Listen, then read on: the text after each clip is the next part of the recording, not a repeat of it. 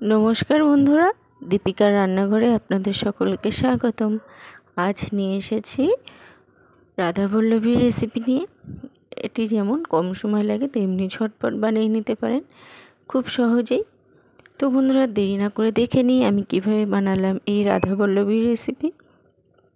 तो एर जोन्नो प्रथमे आमि कड़ाई डाल बा बिउलिर डाल निয়েছিলাম। এটা সারা রাত ভিজিয়ে রেখেছিলাম। 2 থেকে 3 ঘন্টা ভিজিয়ে রাখলেই হবে।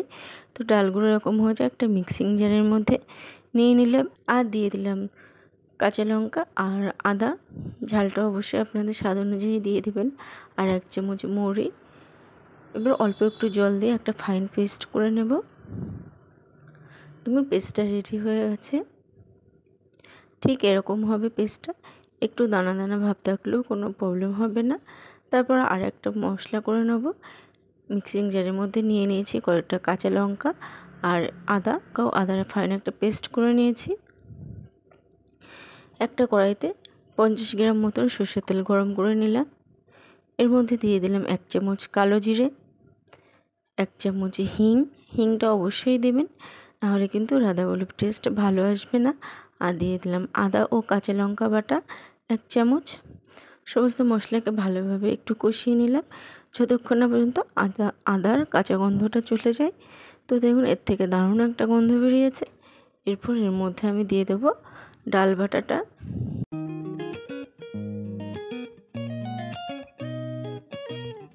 এবার মশলার সাথে ভালোভাবে একটু মিশিয়ে নিলাম।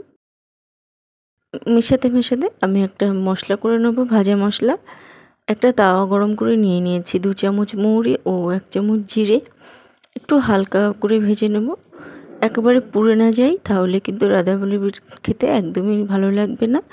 এটা ঠান্ডা করে একটা পেস্ট তৈরি করে নেব। এই দেখুন ডাল বাটাটা একটু হয়ে এসছে। এর মধ্যে দিয়ে দিলাম স্বাদ অনুযায়ী লবণ, 1 চামচ চিনি ও ভাজা গুঁড়ো মশলা দিয়ে ভালোভাবে মিশিয়ে নেব। 7 থেকে 8 মিনিট সময় নিয়ে এটাকে রান্না করে নেব। দেখুন যখন কড়াই থেকে লেগে ছাড়িয়ে আসবে তাহলে বুঝতে হবে পুরটা রেডি হয়ে গেছে। এবার পুরটাকে নামিয়ে ঠান্ডা করে নেব। এদিকে দেখুন আমি 500 গ্রাম ময়দা নিয়েছি আর দিয়ে দিলাম 1 চামচ লবণ ও 1 চামচ আদা কাঁচা লঙ্কা বাটা আর দিয়ে দিলাম 1 চামচ ভাজা মশলা যেটা করে রেখেছিলাম আর দিয়ে দিলাম 1 চামচ চিনি আর দিয়ে দিলাম 2 চামচ মতন ডাল বাটা। অনুষ্ঠান বাড়ির মতন টেস্ট করতে চাইলে এই ডাল বাটাটা অবশ্যই দিবেন। এবার সমস্ত উপকরণকে ভালোভাবে মিশিয়ে নেব। সমস্ত ময়দার সাথে মশলাগুলো ভালোভাবে মিশিয়ে নিতে হবে। তারপর অল্প অল্প জল দিয়ে একটা ডো তৈরি করে নেব। মাখার ওপরেই কিন্তু নির্ভর করবে রাধাবল্লভীটা কতটা ফুলবে আর কতটা সফট হবে। তো দেখুন ডোটা রেডি হয়ে গেছে, এরকম হবে। এবার ওপর থেকে অল্প একটু সাদা তেল দিয়ে দিলাম, দিয়ে মাখিয়ে ঢাকা দিয়ে রাখবো 10 মিনিট মতন। দেখুন 10 মিনিট পরে ডোটা এরকম হয়েছে। আরও একটু মেখে নেব। তারপরে এর থেকে একটু বড় বড় সাইজের লেচি কেটে নেব। দেখুন লেচিগুলো কাটা হয়ে গেছে। এরপর একটা লেচি হাতে গোল রাউন্ড শেপ করে নিয়েছি। এরপর একটা লেচি নিয়ে নিলাম, এটা হাতের উপরে একটু গোল করে চ্যাপ্টা করে বাটির শেপ করে নিয়েছি। তারপর এর মধ্যে পুরটা দিয়ে দিলাম, দিয়ে মুখটা ভালোভাবে এরকমভাবে আটকে নিতে হবে। তারপর আবার একটু গোল রাউন্ড শেপ করে নিতে হবে। আবারও একবার দেখিয়ে দিচ্ছি, এরকমভাবে বাটির শেপ করে পুরটা নিয়ে মুখটা চেপে মুখটা আটকে দিতে হবে যাতে না খুলে। তারপর আবার গোল রাউন্ড শেপ করে নিতে হবে। তো রেডি হয়ে গেলে সমস্ত রাধাবল্লভীগুলো। এরপর একটা বেলনের উপর অল্প একটু তেল ব্রাশ করে নিয়েছি আর রাধাবল্লভীগুলো হালকা করে প্রেস করে কিন্তু বেলে নিতে হবে।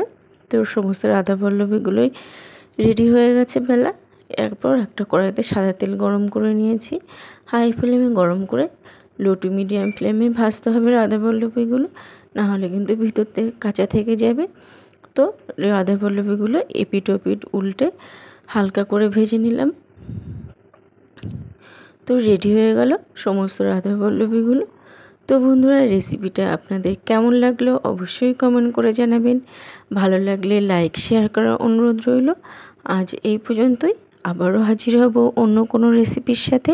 সবাই ভালো থাকবেন, সুস্থ থাকবেন।